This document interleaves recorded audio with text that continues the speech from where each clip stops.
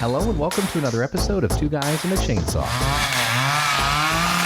I'm Todd. And I'm Craig. Today's request is a long-standing request, actually. It comes to us from long-standing listener Dave, and it is 1984's The Mutilator. The Mutilator is a sinister title. I passed by this on the video store shelves when I was a kid. It did catch my eye. It's got a hook in the foreground, a big hook being held by a hand dripping with blood, and some really scared teenagers in the background behind it. Nevertheless, I never picked it up. I never watched it until this very night. I don't know, just something about it. We were in the mood for an 80s slasher. This is 1984. And was going through the request list. This popped up, and it happens to be available on Amazon Prime. And Craig said, "Oh yeah, I've seen it. I remember a little bit of that. Ha ha ha ha ha." So I thought, oh, this will be interesting to do. But definitely my first time seeing it, and I finished watching it about 20 minutes ago.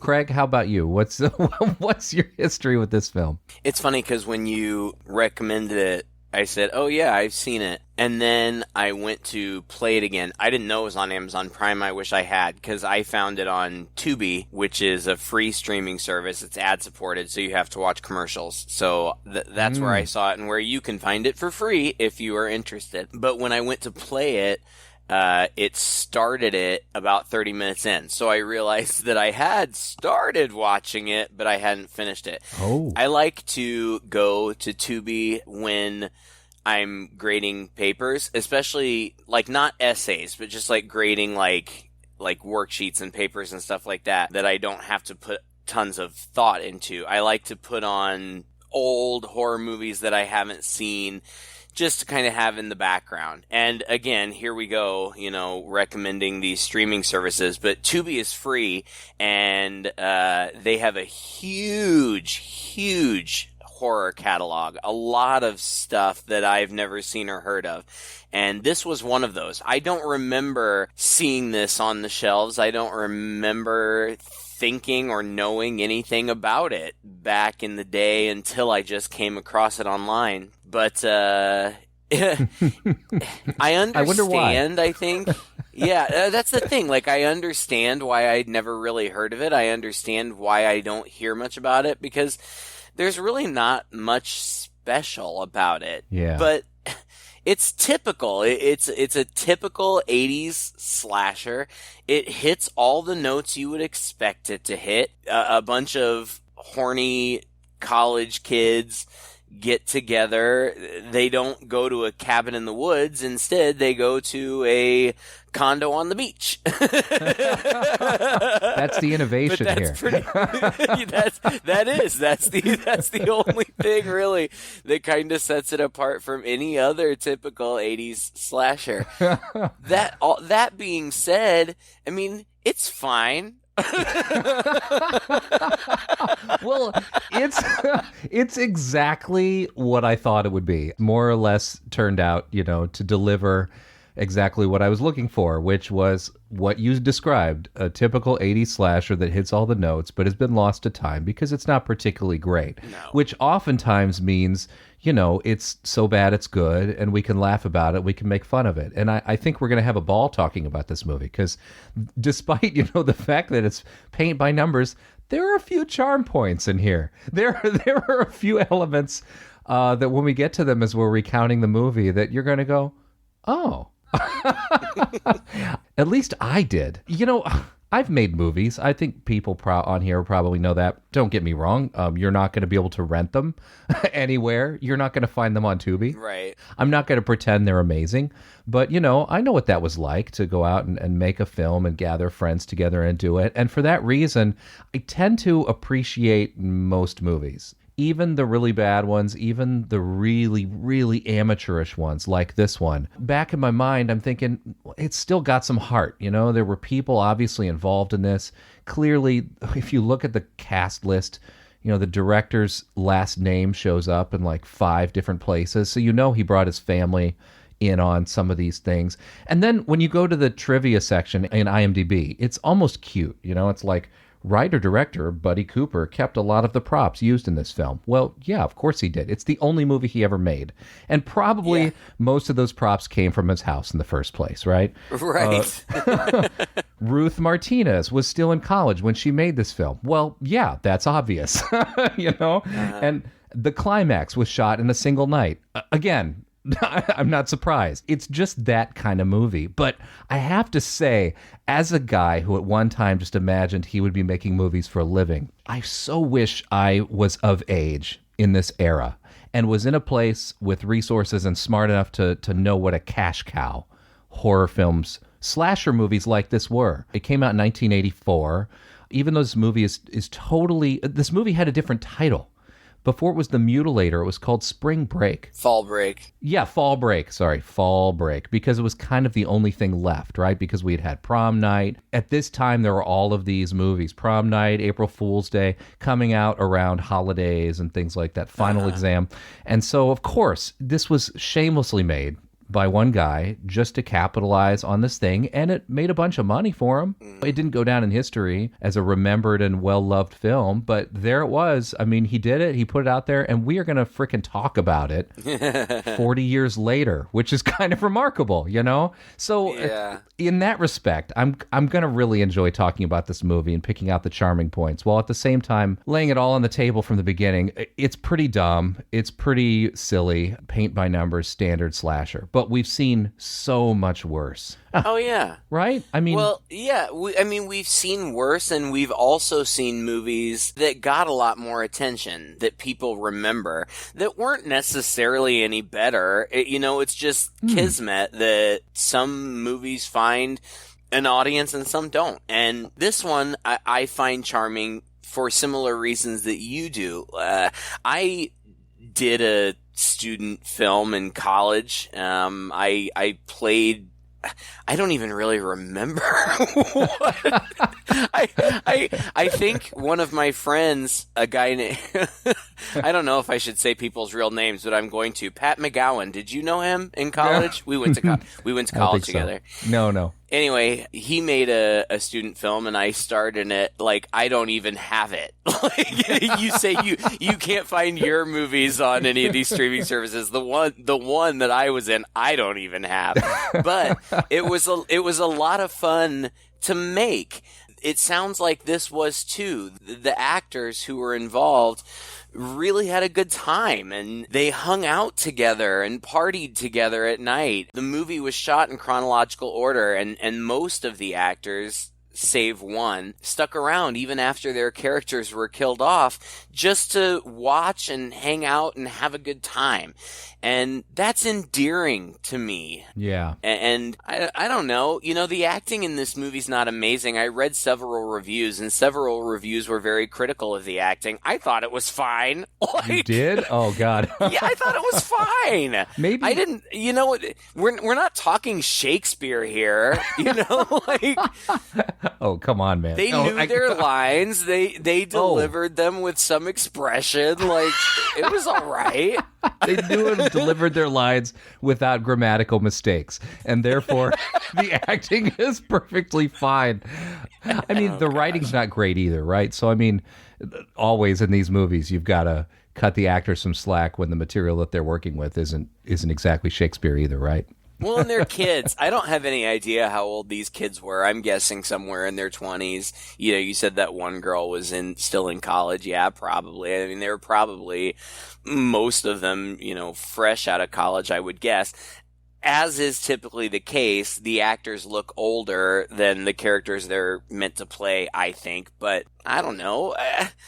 Just overall, like, watching the movie, I thought, yeah, I mean, it's a competent slasher film. But I'm just saying, like, if you look at the performances in this movie and compare them directly to the performances in Friday the 13th, which spawned a huge franchise, it's not same. Dissimilar. No, yeah, it's you're fine. Right. And as far as everything else goes in this movie, I mean, the cinematography, everything else, I mean, it's not remarkable, but it is certainly not terrible. No. I mean, we have seen terrible. We have seen Yes. people say to me, like, people always love to say, oh, this is like the worst movie ever made. You know, like the latest movie starring The Rock, you know, that cost $5 million or whatever. Please, you do not have a horror film podcast that's been going on for over 250 episodes. You know what I mean? You have not seen the Drek of the Drek like we have seen. And so exactly. You're right. I mean, this is kind of like Friday the 13th level material in filmmaking, I think, more or less. You know what's great about this? The movie starts out with oh God, this woman making a birthday cake, and the music is just so nice, and it's one of these movies that starts with this nice, playful, cheerful, kind of happy music because, you know, something horrible is about to happen, because that's how these movies always start. And she's baking a birthday cake, and it's like, happy birthday, and then there's a little boy named Ed who's in the other room, who's very cheerfully sticks a sign up on his dad's gun cabinet that says, "Happy birthday, Daddy. They're all clean thanks to me."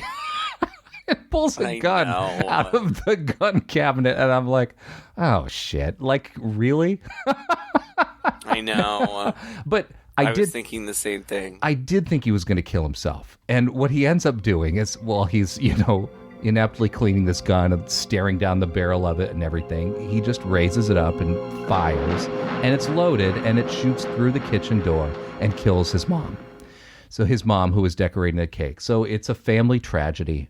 And at that moment, when he goes in to see what happened, his father stumbles in. And his father, it must have been decided some point in the casting of this film that his dad was good enough to play the dad in this movie, but not to speak. Yeah, because he says nothing, and he just kind of stumbles in and sees what happens, and the whole thing is almost done in pantomime, where it is dramatic pantomime, where he kind of confronts his son, slaps him, and then drags his wife's body away. Yeah, I mean, the way that this opening scene is presented, it's almost laughable. Like, you know what's going to happen. I don't know. As soon as you see that a kid is going to be cleaning guns, and you know you're in a horror movie, something bad is going to happen. Truthfully, you know, lock up your guns, people. You know, I'm being as serious as I can for our podcast.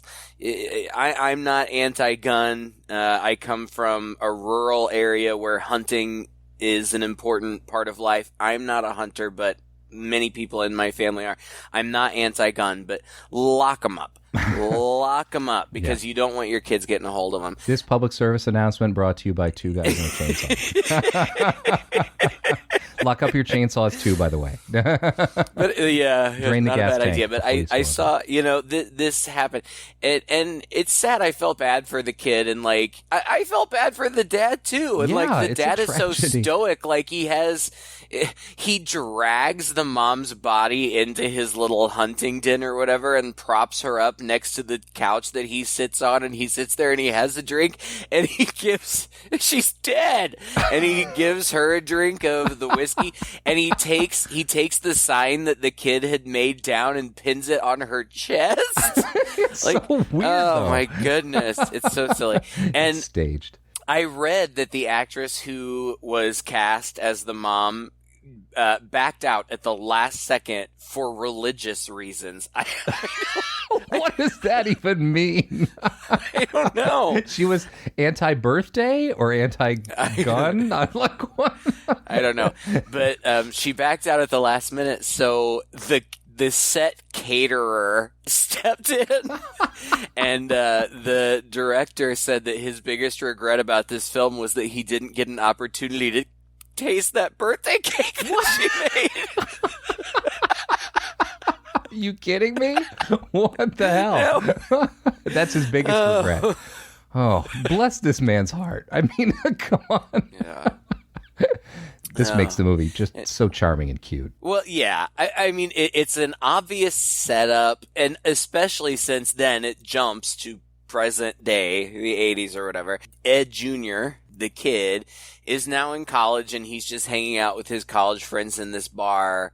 and they're like lamenting how they don't have anything to do for fall break. Fall break. Fall break. What is fall break? I don't know. I was trying to figure that out. What is fall break? Is it like Thanksgiving?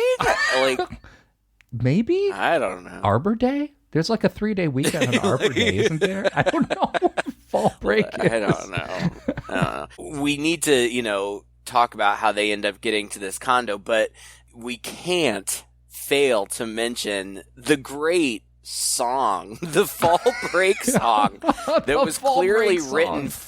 That was clearly written for the movie because it references like. It's about the song is about the movie. It's about the movie. It's like and fall break. We're going to this condo for fall break. Empty cottage sitting on the shore.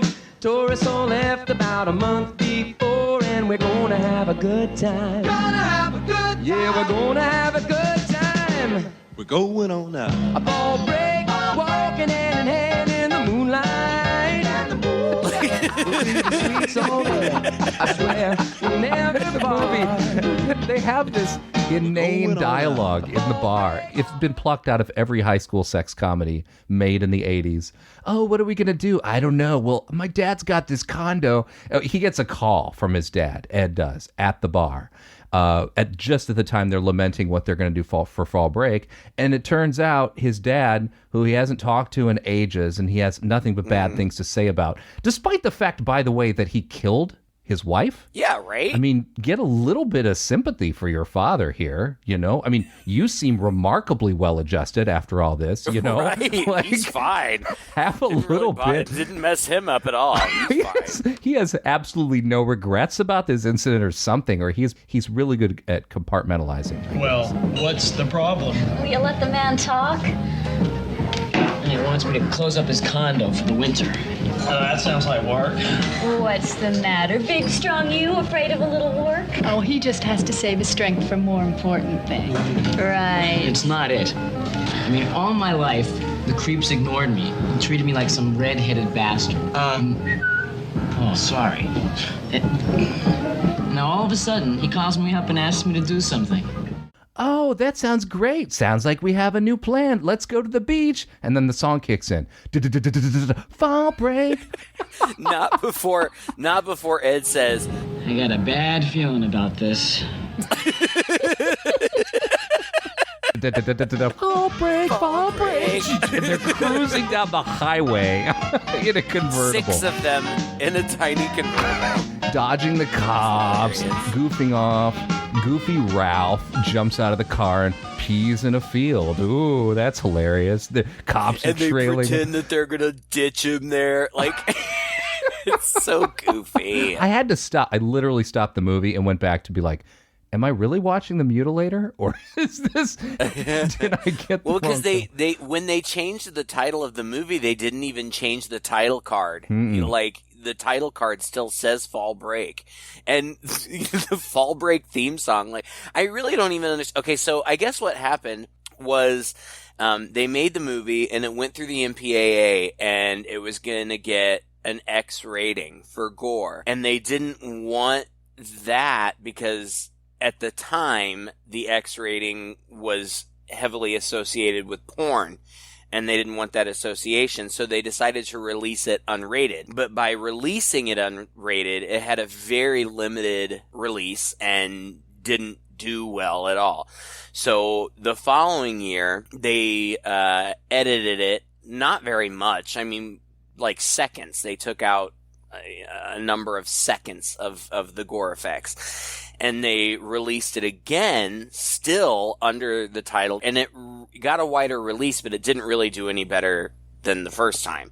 And so I guess when they released it on video, they decided to change. I read they changed it for marketing purposes. Well, what does that mean? I don't understand. Some movie that nobody saw initially, you're just going to change the name and think that's going to make a difference, and not even bother to change the title card. Like, I don't know. Well, I mean, to be fair, a movie called Spring Break sounds like, Rodney Dangerfield is in it or something like that. And it's just going to be some goofy comedy, which is what this movie appears to be for like the first 30 minutes. Yeah, we'll have to watch a movie called Spring Break sometime, because that's not what this one's called. Fall Break.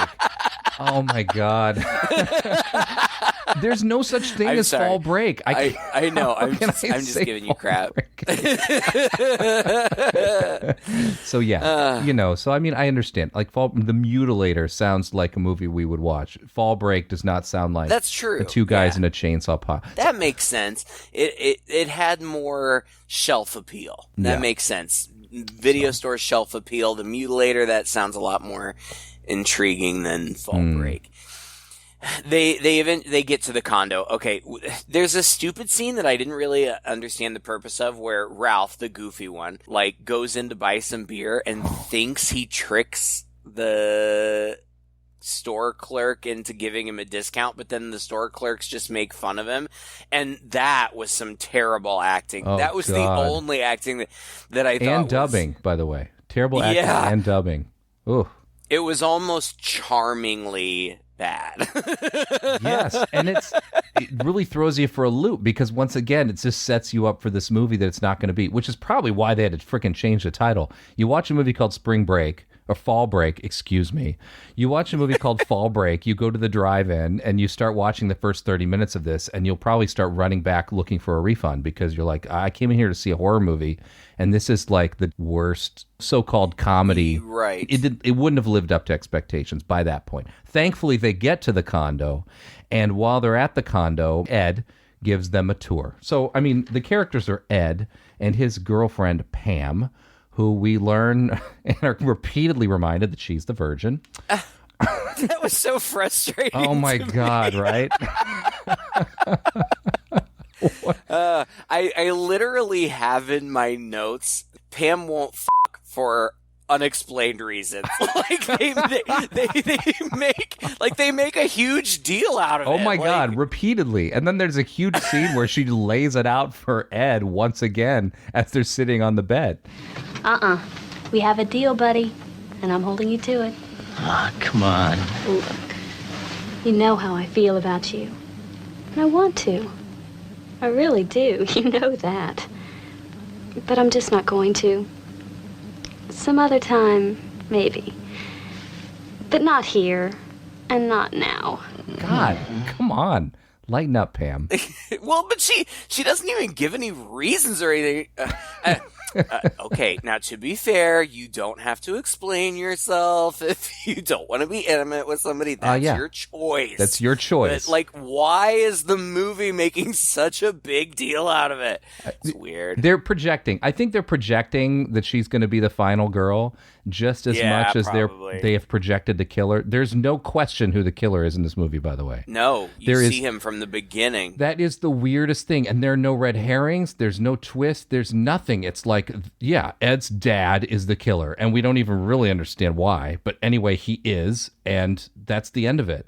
I mean, we understand why, I guess. Because he's crazy because his wife died. Right, and he has these weird fantasies about killing his son, like, at the time. Like, he has a fantasy, like, at first he, like, strangles him and holds him up in the air, and then he shoots him, I think, and then he slits his throat. Like, he's fantasizing about all these ways he can kill his son. Obviously, he's been traumatized and damaged by the death of his wife. But why now? Yeah. And why kill all of his friends first? Those poor guys. Like, that seems mean. They were just out to help. He's the one who asked for them to come out and winterize the cabin. They're coming to clean his house. Poor way to show your appreciation. At least wait until they have, quote, poured antifreeze into the plumbing, which is not a thing either. This was one of the list of things that he's supposed to do. Don't do that, guys. Don't watch this movie and think you're supposed to pour antifreeze in your plumbing. If you're worried about your plumbing in the wintertime, just keep the hot water heater on. Keep the heat in your house on. You will be fine. Maybe drip your faucets. Oh, my okay. God. I feel like there were several things that people said that I'm like, what? What are you talking about? That's not a thing. I don't remember any of them. Like Fall Break? Yeah, like Fall Break. Well, and they go there, and, like, the house looks like a frat party had been held there the night before. Like, there are booze bottles everywhere. But there's this hilarious scene where they're looking around and, like, there are hunting trophies everywhere. And Ed Jr. says, yeah, Dad used to tell me I've hunted everything but man. Like, okay. And one of the hunting trophies is a framed picture of a mutilated dead man that the dad had run over with his boat. Yeah. Like, what? Framed picture. And nobody even thinks that's weird. They're like, oh, that's interesting. What else is this on the wall? But what is it? It's like a little tiny little metal pyramid or something. I don't know what that was either. And it must be some weird Southern thing or something. Like, Ed tells a story of how his dad was drunk with his friends one time and they decided to throw these at the wall and his dad won. And so then he just stuck a frame on the wall around the spot where they played this game. Right, where like this spiky thing had stuck in the wall. Yeah, I mean, it's a setup. There, there's kind of payoff for it later, but I had no idea what that thing was. I have no idea what I've never heard of it before, in my life. But there's also a giant gaff hook on display. I mean, it just looks like an enormous fishing hook, but it's the hooks that big fishermen who fish for big fish. Probably they're also big too, yeah. Probably, but it's what they used to, grab them and pull them into the boat. But obviously ominous, like, oh, somebody's going to get killed with that later. And then there's like a Mayan ritual sacrifice mask that they make a big deal out of that has no connection to the plot. Yeah. I read that was a setup for a sequel. Oh. I had no idea, one, why they ever thought that there would be a sequel to this movie. Or where they planned to go with this Mayan ritual sacrifice mask. I don't know. There's also a place that's supposed to be for a battle axe, but it's missing, and they're like, oh my gosh, maybe somebody broke in here and stole it. Call the police! I feel like that's Pam, the sensible one. And Ed's like, no, I'm sure he just took it with him. It's his favorite battle axe. Why wouldn't you take Why wouldn't you take the battle axe? He's not far off. But then the dad, and no, I know, because the dad's just hiding in the garage. And like, as soon as they talk about the battle axe, you see him hiding down there just like holding it. Like, he's snuggling it. He is like sleeping with the battle axe like a woman or a man, depending on what you're into, in the closet of the basement. And that's it. Like, we see him, and I'm thinking, okay, they've done all this foreshadowing on the dad and how weird he is and how he's into all these scary things and he's a trophy hunter and all that. Oh, Ed's like, they call them trophy hunters. Like, okay, thank you, Einstein. And his dad is in the garage, in the closet, snuggling with a battle axe, having dreams about killing his son. This is the first, 20 minutes of the movie. And I'm thinking, okay, so who's the real killer? There's no way that the movie just went all out in the beginning and just laid all this out for us. But yeah, that's exactly what the movie did. Well, and I was not thinking that. I was thinking the movie is laying it all out. Like, it's making everything perfectly obvious. And I felt like it had to do that because nothing else happens. This is a movie, it's like an hour and 20-something minutes long. I mean, with credits, it's probably an hour 15, an hour 20. And in the first 25, 30 minutes, nothing happens. Yeah. Like, it's just them getting there and talking about the dad, and we see the dad hiding in the garage. I'm like, come on. I mean, I guess, we had the mom got killed in the beginning, but that was an accident. That's not, a slasher type thing. It's not until they finally get there, and they're all in couples. It's Ed and Pam, Mike and Linda, and Ralph and Sue. They're all couples. And Mike and his Linda sneak off to the garage to foreshadow all the future murder weapons. Right. That's what this scene is. Right. They systematically go through, open up the closet of the garage. Oh, look at these crazy spikes on the wall. What do you suppose these are for? Hold the net up. Wouldn't think they'd have to be so sharp, would you? I don't know. Hey, look at this a minute. don't think this is what ran over that sucker upstairs, do you? Nah, it's too small for a ski boat. Yeah, too small for a ski boat. Oh, check out this spiky thing on here. I wonder what that's for. Gosh, I wouldn't want to be stabbed in the head with that. Literally systematically go through and introduce to us all the things we're going to see the killer kill people with later. That's right. That's right. Every single death is foreshadowed. And it's also like it's building tension because they just almost find the dad in there before they're distracted and go off. And then they go off walking down the beach. I have no idea where this was filmed. North Carolina, I think. I mean, it's a beachfront community. It looked just like the beachfront vacation spots that I go to with my parents Yeah. and my whole family, my sister and her kids and stuff, in Florida, like with the long piers and just all these condos lining the beach. It made me want to go on vacation, but not where this there kind are of vacation. killers, right? But so then Mike and Linda are just walking around and they find a greenhouse? Like, what was this? It was like a giant, enormous swimming pool surrounded by like potted plants and trees under an inflated tent? Yeah. Like, it was so weird. That was weird. Freely available, apparently. I don't know, for the public or something.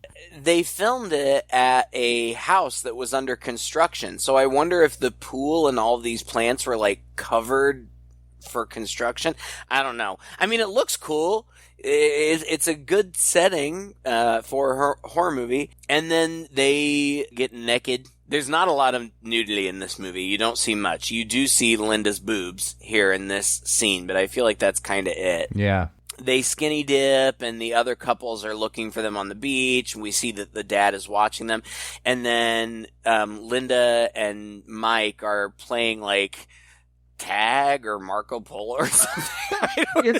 It's hard to really interpret what this scene is all about, because the movie just depends on close-ups to sort of mask the fact that this is just two people in a completely empty pool that's brightly lit, who are swimming around and ducking under the water and above the water, and suddenly still having a really hard time finding each other. It's bizarre. The pool itself is lit. I mean, it's just bizarre. So they're trying to play this Marco Polo game or whatever, and apparently at one point Mike is underwater for 10 seconds, and Linda pops up, and these two hands reach up from under the water. I don't know, like, none of it makes sense, right? And drown her. I mean, that's it. I mean, there's no way this guy could have been hiding under the water this whole time, knowing that they were going to be there, and then sneak off with her like he does. Exactly. So this was supposed to be a gore effects scene. He was supposed to shoot her with a harpoon from underneath, which if you watch it, the cinematography suggests that, because she floats up. So, like, she's doing, like, a back float. Like, it's a perfect setup for something to come bursting through her chest. Yeah. But they couldn't get the effect right. So they just did the drowning, which, you know, works fine. I mean, it's just as scary. Except for that then, like you said, the killer, who's the dad, we know, carries her up the pool ladder out of the pool, and apparently he took off all his clothes to because, I mean, we don't see his whole body, but his legs and feet are naked when he's crawling up out of there. I'm like, this other naked dude slipped into this pool with you and neither of you noticed? And the guy didn't notice when this other dude was lifting her body up out of... Oh, God. But whatever, it's fine. You just gotta roll with it, yeah. That's all you can do. And the dad takes all of their clothes and, like, uses them to leave a trail. Like, Mike thinks that this is some kind of, like, sexy game. And so he finds his pants and puts them on, but then he's finding, like, her panties and bra and stuff. And though it appeared that they had traveled far away to get to this pool, Mike is immediately led back to the garage condo. There's panties hanging on a closet door in the garage. And so he thinks she's in there, which she is, but she's dead. But he opens it and the killer is there with a boat motor, like a trolling motor. And he immediately fires up. Yeah. And cuts this guy up with. And this guy, the guy who played Mike, his acting was bad. Oh, and he was horrible. he was the only one of these young kids that was not into hanging out, sticking around, having fun. I read that he was more concerned about just hanging out on the beach working on his tan, and it looks like it. Like, he looks like that guy. Mm-hmm. And apparently, like, he was even dissatisfied with his makeup and insisted on applying his makeup himself. And it looks like it. Like, it looks like he's got too much makeup on. Yeah. He's way too pretty. It's ridiculous. As I learned from my last gig on the movie set, it tends to be the douchiest people who are also the worst actors. Like, it never correlates. Right. Right. I mean, he's not a bad-looking guy, but I don't think that he was as good-looking as he thought he was. What I wrote about this kill is that it was a lame kill, but decent gore effects. Like, you see all of these slashes and the blood on his chest. The gore effects throughout are pretty good. Yeah. I mean, it's all practical. There's a lot of dummy work. Good dummy work. Yeah, I know. I love it. Even when it's obvious, even when it doesn't look real. I've said it a million times. People are going to get sick of it. I just appreciate the craftsmanship. I appreciate the artistry, the effort that goes into that. So I liked that.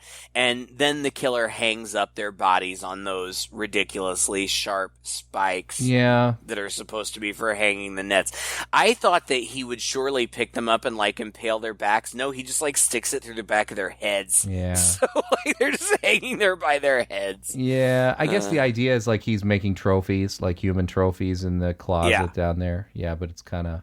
And that's what's suggested by the cover art, too. It is what it is. It's fine. Everybody else goes out looking for them, but they're not really looking for them. They're just kind of hanging out on the beach. And then they run into this cop who says, hey, you know, you kids might want to go inside. Be careful. There's a storm coming, blah, blah, blah. That part was dumb. Like, it was really dumb. I felt like it was just a setup for another kill, which is fine. But, like, God... why is this cop harassing them on the beach? And, like, he's so ominous. Like, I'm here to warn you could get struck by lightning on the beach. And they're like, okay, thanks, Grandpa. They're freaked out about it, and they go back. But there's also kind of a big deal made by Ed in the beginning of the movie when he's like, yeah, the cops don't really come out here much. There's one guy who just, like, comes out across the bridge, patrols the beach, and goes home every day. And I thought, okay, well, that's, like, going to be significant. Like, at some point, they're going to try to reach the cops, or they're going to need the cops, and they're not going to be available. It's really just, like, setting up this guy coming in to warn them about being struck by lightning. And then he goes back, and he has the weirdest kill. Like, somehow, the kids mention, have you seen our friends? Because they haven't been here. And they say something about the house, about how when they were up there, you know, it seemed like the place had been trashed. And the cop says something along the lines, well, I don't know if I've seen anybody up there recently. And so I guess the cop goes back to the house just to kind of double check on things. Because instantly he's back at the house and in front of that garage again. And he walks around a little bit. And then he turns around, and it's the weirdest... It's like the most awkward stab. With a fence post. Stabs him in the face, in the cheek. It looks weird. It was weird. But then he cuts his head off. Yes, that part's cool. With an axe. There are a couple beheadings in this movie just because beheadings are cool, I think. Yep. And it's really gory. You see every little bit of it. And it's dummies. Yeah. But they look good. I mean, you know, it's bright red blood. It's juicy. Like, it looks good. And then they walk back, and Pam talks more about how she's a virgin. And then they get back in there, and they're like, oh, well, the two still aren't here yet, blah, blah, blah. Let's play Monopoly. No, let's play something else. And then another thing that I thought was foreshadowing, Pam gets pissed off at Ralph about something, Ralph the Joker, and immediately, like, pulls some Aikido moves on him and, like, ends up with him down on the ground. She's standing over him. And I thought, okay, so we know Pam's a virgin, and she also must have these crazy, like, martial arts skills, and all this is going to, you know, come in handy later, which it didn't.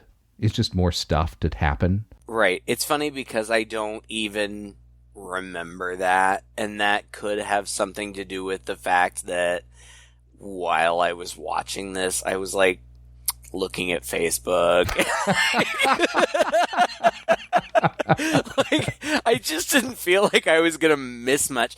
It's not necessarily that the movie is boring, and we have said many times that is the cardinal sin. If a movie is boring, no bueno. But it wasn't boring. It was just like, yeah, okay, I get it. Yeah. I see where you're going there.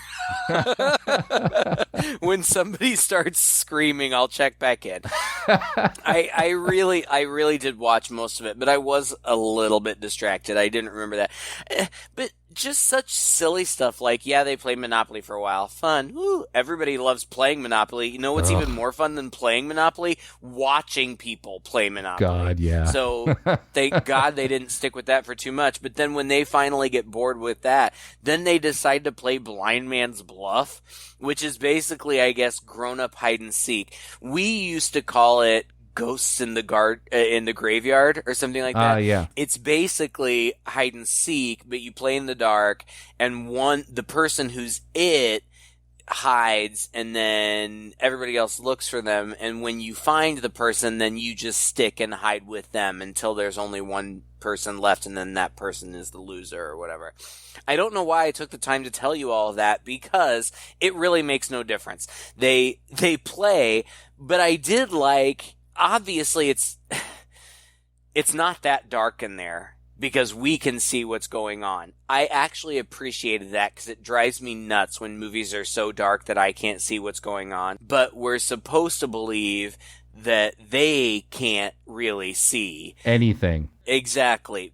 Because while they're in there, the killer comes in and is looking around and is right in the room with them, but they just assume that it's Ed, because Ed is the last one of them. But it's not. But it's a nice, tense scene, but with no payoff. Because then the dad, Ed Sr., just leaves, and Ed Jr. comes in and finds them. Okay, game over. And then he's like, what should we do now? And they're all like, let's go to bed. But then I love that Pam speaks up, as is Pam's role in this movie, to be this person. And it's like, but I'm still worried about where Mike and Linda are. And I love how Ralph, who's been the goofy guy this whole time, turns around to her and starts to have like a serious moment. They've been gone so long. Hey, don't worry about Mike and Linda. They're just having a good time enjoying each other's company.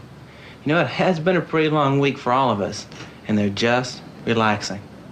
Okay? All right. All right, come on. What? Okay, never mind. Who cares about Mike and Linda? And they all decide to go to bed. And then, so they're in bed, and Pam's like, no, I'm not going to have sex with you. And the guy's like, okay, whatever. So they just go to sleep. But Ralph and Sue are starting to get busy, but she's like, wait, shouldn't we lock up? And he's like, what about Mike and Linda? And she's like, oh, well, go find them. Like, what? Like, this I don't understand on so many levels. First of all, you are college kids on a break at a remote location where they say 100,000 times nobody else is there. Like it's the off season. I have gone on college trips. I don't recall anyone at any time ever being concerned about locking up. And the fact that their two friends are still out there, like, you can't lock up. Like, what are they going to do when they come home? It's ridiculous. But she says, well, go find them and get them in so we can lock up, and then I'll show you something. And then there is a completely out of place Benny Hill moment. Yes. Like a sped up scene of him like getting dressed, like, oh, I'm going to get to see some boobies if I find these people. So let's do it in fast frame to show how eager I am about that. Right, with that music behind it, like, what? Yes. Why? So stupid. Ugh. Way to keep the tension up. It's good. So he goes out, he looks for them. He gets pitchforked through the throat and pinned to the hideout door in the garage. Just for being annoying, basically. That's what I guess, whatever. At this point, I felt like okay, there's only a few of them left. Let's get them killed off, get to the end. And that's what they do. Sue goes out looking for him. Pam hears Sue looking around, wakes up Ed, says, something's wrong. Everybody's missing. Nobody's here. And he's like, oh, I'm sure they're just messing around, blah, blah. Eventually, Sue, Pam, and Ed are all together, and Pam, the smart one, wants to go get help. But Sue's like, no, we should just look around just one last time. And they're like, fine.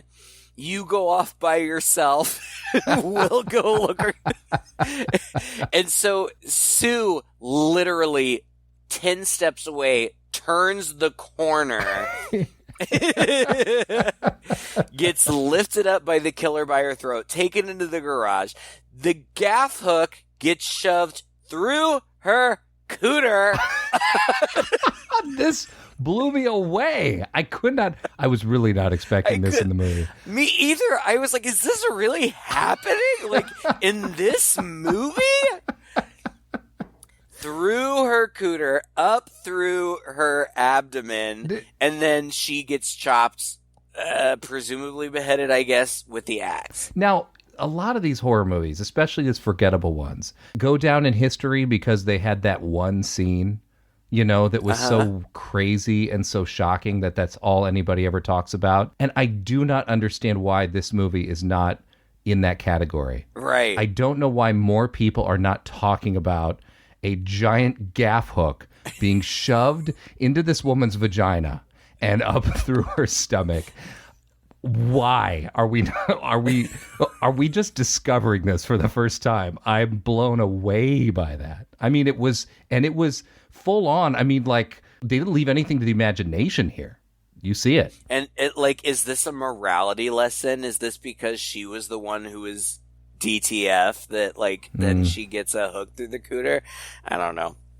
Whatever. They didn't hang her up by it, so at least that much, That's true. That's true. That would have given this movie the notoriety. That's probably, they didn't go far enough, I guess. So Ed and Pam, they literally just circle the house. So they come back and they find her dead, and then they stumble upon all of the other bodies. And then the killer shows up.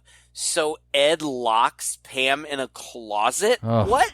What was he thinking? I don't understand it. Here, I'll protect you. I'll lock you in this closet so you can't get out. Not so that the killer can't get in, because he just does the whole shove a chair up under the doorknob thing, but from the outside. So if he gets incapacitated or killed, then she's just a sitting duck. Yeah. I have no idea what that was all about. So Ed hits his dad with something, but then his dad slaps him in the face, which immediately knocks him out cold. What? It's that childhood trauma. I guess. Pam somehow gets herself out of the closet and just barely stops the dad from chopping Ed's head off. And somehow in the interim, the dad has also hogtied Ed. Yeah. I missed that entirely. I missed that too. That was like a cut scene or something. I don't know. But he's on the floor. She's knifed the guy in the back, and he seems to be out. So she cuts Ed loose, and they go to the car, and they go to try to start it. Now, it's cute because this was pretty funny. She tries to put him in the driver's seat. And the first thing I was thinking of, because Ed has been stabbed mercilessly in the right leg, yeah. I thought, what? He's going to drive the car? And he's like, I can't drive the car. You need to drive the car. Okay, so she pushes him aside. And I thought, oh, that's cute. The movie's not that dumb. And then she gets in and she starts rolling up the windows and locking the doors. And I'm like, oh, it's also not that dumb. But I also knew, well, they're not going to be able to start the car. And of course, they couldn't start the car. But this scene actually was the most tense scene in the movie for me. I really liked this scene. where they're stuck in the car and they're trying to get out, and she's panicking, she's trying to start, and she's pumping the gas too much, which is flooding the carburetor. And he's like, you flooded it. We got to wait for a minute. And then she like tries it again, but then he's bleeding. And so she kind of bends down. She's like, well, let me wrap your leg while we're waiting. And in the background, through the windshield, you can kind of see this guy walking away, which is totally what you expect is going to happen, but still was cool. And then he's like, oh, turn off the headlights because, you'll save the battery. And she flickers the headlights and it's like, he's not there anymore. And at that moment, exactly what I was expecting. The guy's on the roof trying to stab through. Convertible top. Yeah. I really like that scene. I think it's the best, most tense scene in the movie. Even though, you know, it was predictable. It was good. Sure. It was a good bit. Yeah. I thought it was fine. And he, he cuts open the convertible top and he grabs Ed by the throat. Pam, who you got to give the girl credit, she's crafty. She, she can take care of herself. She pushes in the car cigarette lighter. I don't even know if we have any young listeners, but if we do, they may have no idea what we're talking about. Yeah. We used to have these things called cigarette lighters in the cars. You push them in, they get real hot, and then you pull them out, and you can light your cigarette with it. Like red hot. But what I liked about it was she pushed it in, but waited. Real life fashion. Like, it's not immediate. You had to wait for that thing to heat up. And so she does. She waits. And then she pulls it out and she burns his hand, and that kind of gets him away for a little bit. And then she finally gets the car started. Cops show up for unexplained reasons, unless maybe they're concerned about the dead cop. I'm not sure. Yeah, because he did call in and say where he was. So, I mean, if they hadn't reported in for a while, they might be coming out to see what was going on. Yeah. So they show up. They're in the background. But meanwhile, this guy is still trying to get at them through the roof. So Sue gets the car started and swerves it around so that the killer is kind of on the back. She puts it in reverse and floors it and backs into a wall, which crushes the dad, which would have been enough, but I'm glad they went the extra mile and just had it cut him right in half. Yeah. But then, what's his name? Ed Jr. looks back and he goes, Jesus Christ, that's my dad. I know. I was like, did he just now realize that? No, I don't even think it was a realization. I think he knew it was his dad. I think it was just like, holy shit, you just cut my dad in half. So the dad is lying there in two pieces. Yes. Like legs somewhere else, torso over here, and a cop walks up and the torso wakes up and with his axe chops the cop's leg off, and then he dies. Oh my God, I thought that was so funny. It was that hilarious. He was completely chopped in half, but his torso still chopped that cop's leg off.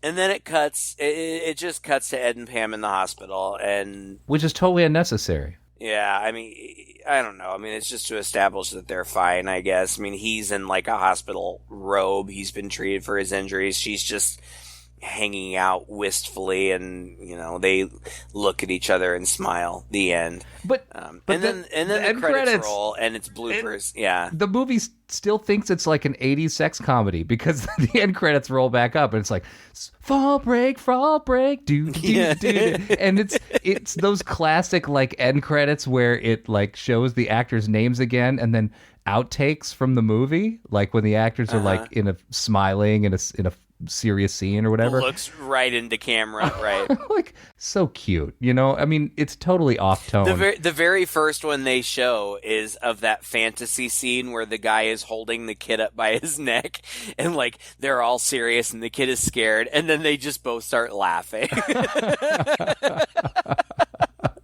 I like it. I'm a sucker for end credits, bloopers, and outtakes, so yeah. I thought it was cute.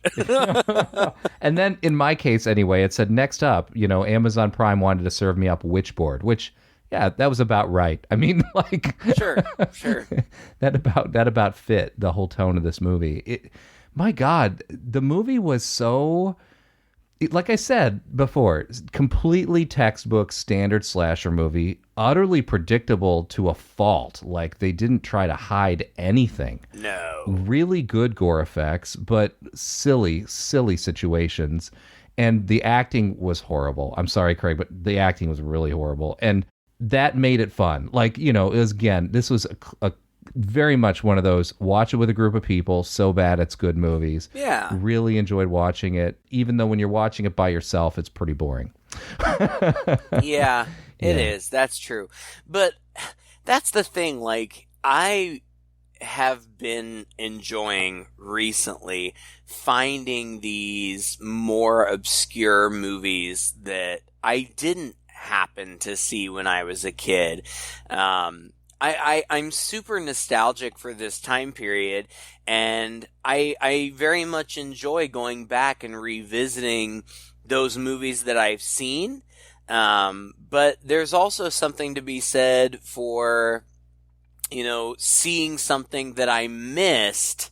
Yeah, the first time around. And it's new. It's new to me. It has all of the familiarity of those movies that I enjoyed when I was a kid, but I've not seen it before, so there's novelty to it. And this is one of those. It's not a great movie, but I'm still happy to have come across it. I'm happy to have seen it. I'm happy to be able to, in casual conversation, reference these obscure movies that most people don't know about. It's fun. For you and I are diehard fans.